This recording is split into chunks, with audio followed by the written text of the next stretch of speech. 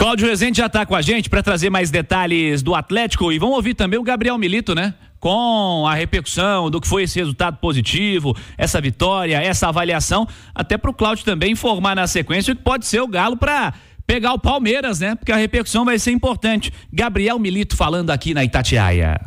No fue un juego de mucho brillo, sabíamos que no iba a ser un juego de mucho brillo, pero sí que teníamos que competir, teníamos que ganar muchos duelos. Ellos no nos dejaban jugar, nosotros no teníamos que dejar jugar a Bragantino, neutralizarlo y después atacar mucho al espacio detrás de su defensa, como fue el gol de Pauli. Pero muy contento con los jugadores que jugaron, que habitualmente no tienen minutos, pero están preparados y lo demostraron hoy en un campo difícil, contra un buen rival y perdiendo además 1-0. Por lo tanto, vinimos a hacer este partido y los jugadores lo hicieron muy bien. Aí o Gabriel Milito, muita coisa pra gente falar sobre esse Atlético de ontem. Em instantes vou conversar com Ale Oliveira e com Léo Figueiredo. Já tem Rádio Esportes Debate. Falaremos de ontem e também do que vem pela frente, o jogo contra o Palmeiras. Primeiro quem fala é Cláudio Rezende. Um abraço, bom dia, Cláudio. Muito bem, Cirilo, um abraço a você, aos nossos comentaristas, amigos do Rádio Esportes. Os jogadores do Atlético foram liberados. A quarta-feira de folga poderão curtir aí o Dia dos Namorados, com as esposas, com as namoradas, porque jogo agora na segunda-feira à noite contra o Palmeiras na Arena MRV. Palmeiras que ainda joga nesta rodada amanhã. Mas o Atlético, que ontem já teve 7 desfalques, o técnico Milito agora tem esta lista ainda maior para o próximo desafio. Vem sendo realmente jogos em que o treinador do Galo vem tendo que quebrar a cabeça bastante.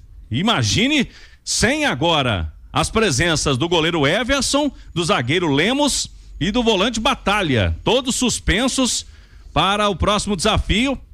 Batalha principalmente vai fazer muita falta, porque além de zagueiro vem jogando de volante, que é a função original dele, e o Atlético não tem um substituto, já que o Otávio segue no departamento médico, assim como o Rubens.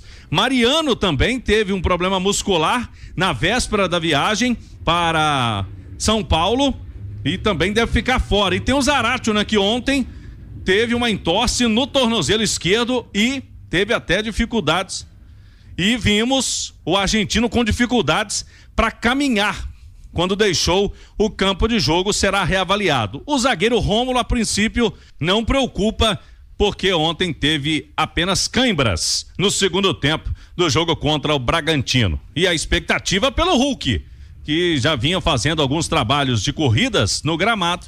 Vamos ver se consegue ser liberado até esse duelo contra o Palmeiras. 2 candidatos ao título vão se enfrentar na próxima rodada, Cirilo. Pois é, Cláudio, rodada, o Palmeiras ainda vai jogar, né, na quinta-feira contra o Vasco, é assunto para já os demais jogos. Primeiro, Ale Oliveira, um abraço, bom dia, Ale. Um abraço, viu, Cirilo, a você, ao Léo, aos companheiros e também a todo mundo que nos consagra na rádio mais ouvida do Brasil. Você comentou o jogo, dá para classificar como uma baita vitória do Atlético, Ale? Dá muito, porque o Bragantino, que inclusive estava invicto, jogando lá diante da sua torcida, lá em Bragança, por exemplo, empatou com o Flamengo. Se a gente imaginar que os principais rivais nessa briga pelo título do Atlético são Palmeiras e Flamengo, o Flamengo já tropeçou lá. E vou te dizer que ganhar lá em Bragança é muito complicado. Muito difícil mesmo, primeiro pelo time, né, do Bragantino, que é um bom time. Também tinha desfalques, né? A gente está falando muito dos desfalques do Atlético e realmente é um time inteiro que vai ter de desfalque, por exemplo, contra o Palmeiras. Mas todo mundo tá sofrendo, uns um pouco mais, outros um pouco menos, né? Acho que a coincidência aí do infeliz do Atlético é que além dos convocados, tem os machucados e os suspensos, né? Mas o Atlético conseguiu uma coisa, um feito que pouca gente vai conseguir, inclusive ele, Atlético, né? Só tinha vencido lá uma vez. Então é um adversário difícil como mandante, complicado mesmo. É um bom time que fez inclusive um bom primeiro tempo, o Bragantino. E aí, se você colocar aí na balança os jogadores que já não tinha à disposição, Milito, que ele perdeu durante o jogo, né? Então foi uma vitória assim com muita raça, com muita determinação, fugindo um pouco o estilo do treinador do Atlético, porque no segundo tempo o time foi muito mais marcador, muito mais reagiu ao jogo, né? Mas conseguiu um resultado espetacular. Quem tá no YouTube tá vendo inclusive os melhores momentos aí do jogo. Léo Figueiredo, um abraço, bom dia, Léo. Bom dia, Cirilo, bom dia, Lê, bom dia pra todo mundo. Resultado importante, o Scarpa falou de recuperar a confiança, né? O Atlético havia empatado 2 jogos recentes. Dos jogos recentes aí, vitória só contra a equipe do Caracas, e agora o Atlético vence o Bragantino fora de casa e cheio de desfalque, né, Léo? O Galo venceu o jogo mais difícil que ele teve no ano. É assim? Esse era o jogo mais difícil. Sabe por quê? Por quê? Se você considerar outros jogos com adversários até superiores, o Galo tinha um time. O Galo tinha o Hulk, o Galo tinha o time inteiro pra colocar, o Galo tinha o Arana. Então, no jogo de ontem, o resultado foi talvez o melhor do ano até agora. Lógico que pro torcedor pode ter vitória impactante no clássico, vitória de conquista de título estadual, mas o jogo de ontem era o jogo mais complicado. Pro Gabriel Milito, eu não tenho a menor dúvida. Era o jogo mais complicado da vida do Milito desde que chegou ao Atlético, porque não tinha peças.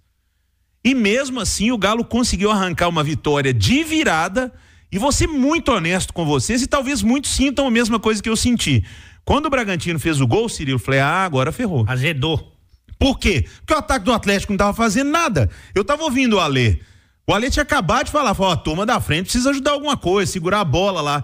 E aí vem uma jogada de muito mérito do Zaratio, né? De marcação-pressão, que é uma coisa que o Gabriel Milito pede, mas é muito mérito do Zaratio. O Zaratio consegue aquele gol pro Galo. E depois o Paulinho, que perdeu um gol muito mais fácil no segundo tempo, mas teve uma arrancada maravilhosa e fez a virada. No segundo tempo, o Galo se segurou como pôde, e aí vieram as expulsões, o show de cartões e as irresponsabilidades de alguns jogadores do Atlético. Porque pra mim, Batalha e Everson, eles poderiam muito bem não ter tomado aqueles cartões ontem. Esse é tema bom pra daqui a pouco também, né? Porque são acréscimos importantes nessa grande lista de desfalques que o Atlético tem para segunda-feira contra o Palmeiras.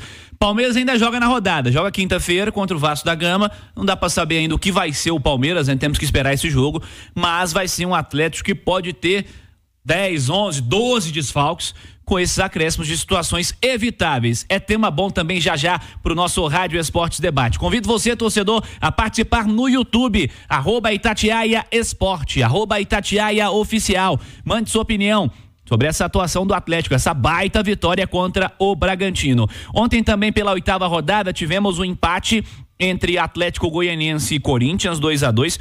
Corinthians saiu em vantagem no primeiro tempo, teve o Gustavo Henrique, zagueiro, expulso de uma maneira bastante pouco inteligente, digamos assim, né? Muito pouco inteligente para melhorar a concordância. E aí o Corinthians jogou o segundo tempo inteiro com 1 a menos. Ainda dessa maneira, conseguiu marcar mais um gol com o Yuri Alberto. O Kaká fez contra a favor do Atlético Goianiense, né? E na reta final de pênalti, o Shailon definiu 2-2.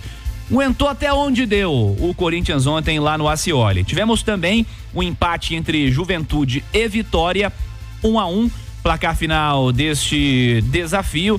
Juventude que marcou com o Rodrigo San e o Vitória marcou com o William Oliveira finalizando, a bola pegando no goleiro Gabriel e entrando. E ontem também tivemos vitória importante do Botafogo contra o Fluminense em 1-0, gol no segundo tempo, gol marcado pelo Baço, o zagueiro. O Botafogo conseguiu uma baita vitória e dessa maneira assumiu a liderança do Brasileiro. Você que tá no YouTube, inclusive, tá vendo aí os jogos da rodada. Na quinta-feira, amanhã, a rodada continua. 7 horas, Cruzeiro e Cuiabá, Mineirão. 8 da noite, em Criciúma, o Inter manda o jogo dele contra o São Paulo. No Maracanã tem Flamengo e Grêmio. E na Liga Arena, a Arena da Baixada, em Curitiba, tem Atlético Paranaense e Criciúma. 9h30, Palmeiras e Vasco da Gama, o jogo que citamos, o Allianz Parque. E na Arena Fonte Nova tem Bahia e Fortaleza. Botafogo líder, 16 pontos. Flamengo 14, Bahia também, segundo e terceiro colocados, diferença aí tá no saldo. São Paulo, quarto colocado, 13 pontos. Quem também tem 13 é o Atlético Paranaense, quinto colocado, e o Galo, sexto colocado do momento. Você que tá no YouTube tá vendo, ó, porque nós estamos aqui vivendo a 8ª rodada mas tem muita diferença de número de jogos, né? Então não dá pra tratar o que é classificação real, o que vai mudar, porque tem muita pendência ainda. E dessa turma dos 6, Ale, só o Botafogo completou 8 jogos. Chama atenção também as piores defesas da competição, Vasco e Fluminense, e o nosso ouvinte, telespectador, deve estar fazendo um mau juízo da CBF, que organiza o Campeonato Brasileiro, dizendo, poxa, mas não é data FIFA, o Brasil não vai jogar hoje, mas a CBF, ela cuida com carinho do seu produto. Sim. Então, os jogadores que servem à seleção estavam disponíveis para jogar ontem. Isso. Aí viajam para os Estados Unidos, jogam hoje e amanhã voltam para jogar aqui, né? Um voo para os Estados Unidos, simplesmente 8, 9 horinhas você tá lá. Então dava para ter jogado ontem, né? Não é que eles, desprezam a competição que eles organizam. Não, eles têm um cuidado muito grande. Tanto que eles não botaram o jogo hoje. Hoje não botaram. Hoje não. Todos os outros dias, Copa América, tudo tem jogo, mas Isso. hoje não. Hoje não. É muito organizado. Hashtag contém ironia. A classificação do brasileiro continua com o Bragantino 7º colocado, 12 pontos, o Palmeiras 8º, 11 pontos, 10 pontos para Internacional, Cruzeiro, Fortaleza e Juventude, entre 9º e 12º colocados. 6 pontos, Grêmio 13º, Vasco 14º e Corinthians 15º, além do Fluminense também, 16º. Zona de rebaixamento, Criciúma, 5 pontos. Criciúma mesmo tem 5 jogos só, hein? Pra você ter uma ideia. 17º. 5 pontos, Atlético Goianiense. Já jogou 8 e é o 18º colocado. 4 pontos para o Cuiabá, 19º. E o Vitória, que não venceu na competição ainda, não faz jus ao nome, é o lanterna da competição, tem apenas 3 pontos somados. É difícil, né, Léo, fazer uma leitura dessa classificação sem considerar esse desequilíbrio no número de jogos, né? O Criciúma tem 5, o Grêmio também tem 5.